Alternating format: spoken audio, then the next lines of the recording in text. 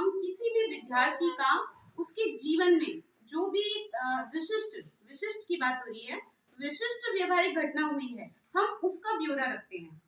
उससे क्या होगा? उससे हमें ये पता चलेगा कि आज जो उसका कक्षा में व्यवहार है या वो जो उपलब्धि हमें दे रहा है वो किस कारण से दे रहा है, या वो भविष्य में जिस उपलब्धि को प्राप्त नहीं कर पा रहा है तो वो क्यों नहीं कर पा रहा है। जैसे मान लो कोई विद्यार्थी है, उसके सिर में मस्तिष्क में कोई चोट लगी है, अब वो आगे की कक्षा में आ गया, तो वो जो कक्षा में पहले से उपस्थित विद्यार्थी हैं, हो सकता है वो उनसे थोड़ा पिछड़ा हुआ हो, उसकी उपलब्धि थोड़ी सी कम हो। उसकी उपलब्धि क्यों कम है ये हमें कहाँ से पता चलेगा? अगर हमने ये उपज्ञानात्मक रिकॉर्ड या अनुभव जन्य रिकॉर्ड हमने संधारित कर रखा होगा।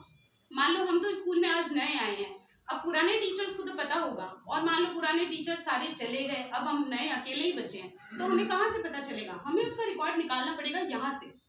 जैसे मान लो कोई बच्चा है, वो क्लास के अंदर ढंग से पढ़ नहीं रहा है, हम उसे बोल रहे हैं कि तू क्लास में आज पढ़ के क्यों नहीं आया, तुझे ये क्वेश्चन कल दिए थे तू याद करके क्यों नहीं आया, हम उसे डंडे मार रहे हैं, हम उसे टॉर्चर कर रहे हैं, और हमें पता चल रहा है कि वो बच्चा तो पहले से ही घर पे ही टॉर्चर हो गया है। जैसे उसकी माँ का देहांत हो चुका है, अब आ गई घर में सौतेली माँ,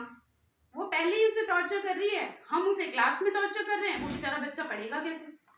तो ये सारे जो रिकॉर्ड्स हैं, कोशिश की जाती है कि कोशिश क्या करना ही चाहिए कि हम ऐसा रिकॉर्ड रखें ताकि हमारे लिए भी हेल्पफुल हो और आगे आने वाले जो नए टीचर्स हैं उनके लिए भी हेल्पफुल हो, और सबसे ज्यादा हेल्पफुल हो बच्चे के लिए, जिसके लिए हम हैं,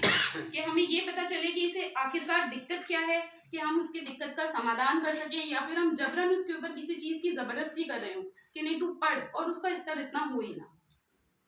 बहुत बढ़िया। ये जो अभी बात निकल के आई, कल हमने कहा था कि बच्चे को हमें कहाँ तक जानना